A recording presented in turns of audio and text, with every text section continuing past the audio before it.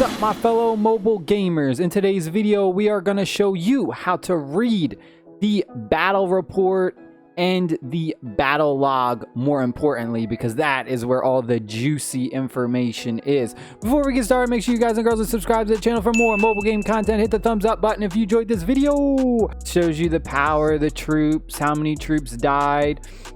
Injured means that they were sent to the hospital and not actually dead. If it says that they are dead, that means they are literally going forever. The boost, now this is an important thing to look at. I specifically picked this battle report that someone shared in my guild because this is just a good example to go over. We're going to look at the buffs that are noticeably different between the two different players. So like increased dreadnought attack, this one's slightly higher for the defender. So the defender is on the right, the attacker is on the left. And I'm just going through this. We have increased Vanguard vet HP is a little bit higher over here. Premier is squad defense. We're just looking for any big difference in numbers. So right here we got 63% for all troop attack as opposed to 25%. These look about the same. Looks pretty similar. Increased Premier squad attack, way higher than our defender. All troop defense, way higher than the defender. And then we also have increased whirlwind attack, 50% for the defender. And then the defender also has the HP increase and the attack increase right here. They brought a lot of low-level troops, which I think really hurt them. They brought like level 1 dreadnoughts, level 2 vanguards, level 2 whirlwinds. Whirlwinds are not good for attacking. So this was a huge problem for this person. They are so much better for defense. So this absolutely hurt the attacking players so much. Then we have level 4 predators, level 4 whirlwinds. So again, even more whirlwinds were brought. I mean, he brought a ridiculous amount of whirlwinds. This is just really bad troop composition. I mean, if you, like I said, if you look at the buffs, the attacker is favored. The attacker right here is favored to win. He's got some really good buffs. He's got better heroes, but the troop composition for the attacker was just absolutely horrible. I mean, literally horrible. He just brought everything. It's like everything. There's a lot of whirlwinds. I don't know why he brought so many whirlwinds. We have some Hellblasters, some more Vanguard vet level 5s. Again, level 5 whirlwinds. Like this dude brought so many whirlwinds, it's crazy. And then we have Hellblasters again carrying it up.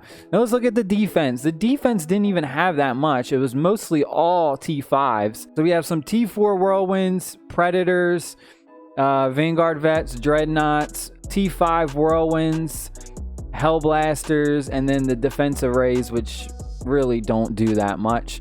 So now we're going to jump into the battle log. Now this is the most important thing. This is going to be huge for new players or people who just don't understand it. So if you sticked around and you're literally going to watch this whole video, then you are going to benefit a lot from this, as opposed to other people who clicked on the video, watched it for 2 minutes and were like, and then they, you know what I mean? You got to watch these entire videos because there's a lot of good information here and people miss out on it. So this is the battle log. So first off, we have the defensive cannon. So like the las cannon, the flamestorm cannon, the heavy bolt turret, and the rocket launcher. They are all shown in blue. This is the defender. We'll see that the defender goes first in the attacks. The actual defense that you have set up, those cannons, they attack first, but they do very minimal damage. So we have the las cannon launches an attack. So it goes after Alistair, and then we have Alistair has triggered another hero's dodge chance, so that goes up. And then Alistair has triggered another hero's dodge chance. So it's up to 4.8% chance to dodge. Doesn't go through. So Alistair takes 34 damage and he has this amount of HP remaining. So the las cannon did literally hardly any damage to him. And then the same thing with the flame strike. The flame strike goes and attacks him. Again, it does 17. The bolt does the same thing. The bolter turret only does 17. And then the rocket launcher, though, the rocket launcher goes after the level 1 dreadnoughts.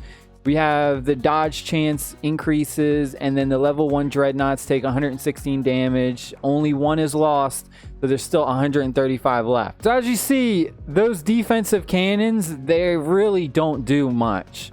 They really, like, they hardly do anything. Now this is where it gets interesting and juicy. All right, so now we have our attacker's turn. So now our attacker has his level 2 Vanguard vets are going to go first.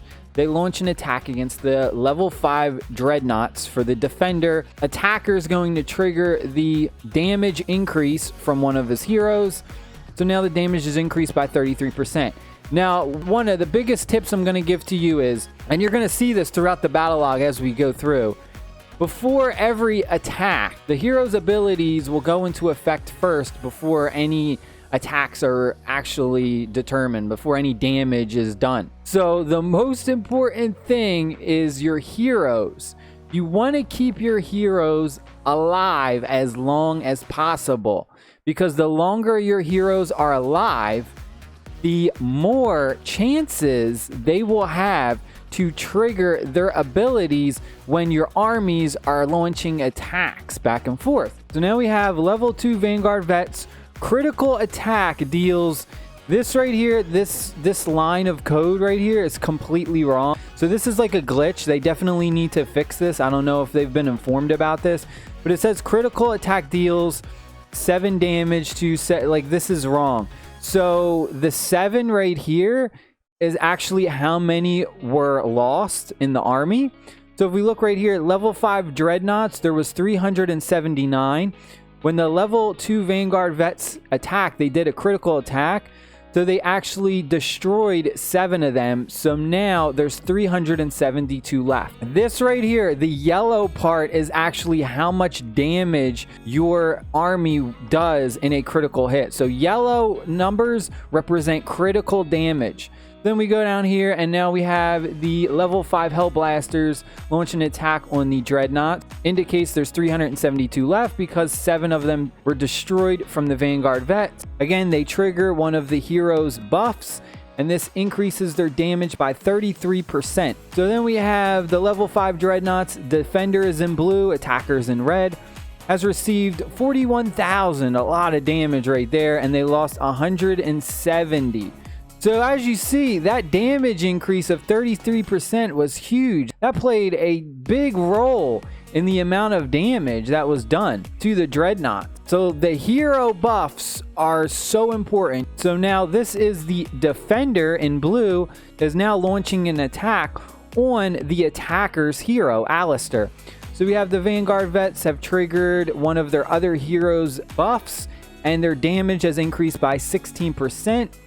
Alistair then triggers the dodge chance 2 times, and Alistair triggers the dodge effect and takes no damage from the attack. This is why the dodge skill is absolutely amazing and insane. So potentially the attacker's Alistair could have been completely wiped out by the defender's attack right there.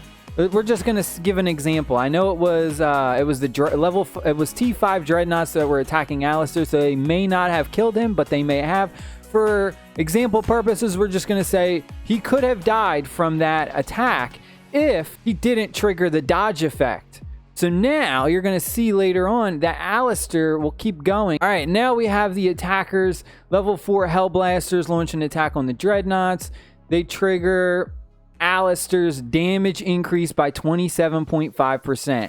Do you see that? Now, if Alistair had died in that last battle, those Hellblasters right now would not be getting that 27.5 damage increase. So the dodge effect is amazing, and keeping your heroes alive is so important, like I've mentioned before, because the longer they stay in the battle, the more they can keep buffing your troops and debuffing your opponent's troops and triggering the dodge chance and all that stuff. Dodge is an amazing effect. I highly suggest if when you're attacking, you have a hero that has dodge, level up dodge. I know it is a chance to miss, and it is only, 10%, 20%, depending on the level. It may not seem like that much, but it literally, looking at the battle log right here, will show you that dodge is one of the best skills in the game. 5,711 damage. So again, the yellow is critical hit damage to Alistair. Completely wipes out Alistair now, and he is reduced to 0 and he cannot fight. So now throughout the rest of the battle, his effect will not trigger ever. We'll see that level 5 Vanguard vets receive 65,000 and then they rebound 7,000. So the rebound skill is not too bad. It highly depends on how much damage you take, because as the number increases, you can rebound a decent amount back to your opponent. But again, it's very minimal losses. Cannons and turrets go again, doing very minimal damage. 17 damage to the hero, 92 damage to the level 5 Vanguard vets. Doesn't even kill any of them. Very, very minimal damage. And it just keeps going on and forth. But there's one in particular one that I want to show off. So then we have right here level 5 whirlwinds for the defender. Critical hit. For look at this amount of damage. This is ridiculous. 182,000 damage from the critical hit. And how many of this? 1,788 whirlwinds. Absolutely demolish the level 5 Hellblasters. Not a chance. Now, if they were able to trigger that dodge effect, that would have been a game changer. Now, because it was so much damage, look at the amount that they rebound. 20,000 damage is rebound to the defender's level 5 whirlwinds. Takes out 119 of them. So now if we go back to the report and we see for the defender, the big two important factors were the 2,738 Hellblasters T5 and the whirlwinds right here. They put in a ton of work. And then if we go and we look at the attackers, the attacker just had way too many troops all spaced out. T1s, T2s, T3s. Like, he didn't ever have one giant group. And that's why they all just kept getting smashed real quick. If you look, his biggest army was the 1,291 whirlwinds, and they put in a little bit of damage. The Hellblasters did too, but a lot of these other smaller armies, these all died off quick. Like the Dreadnoughts were pointless. These Vanguard vets, these were all useless. They all just instantly died so fast. But I hope you guys enjoyed this video. I love you guys and girls. Stay happy, stay safe. I'll see you all in the next video. Peace.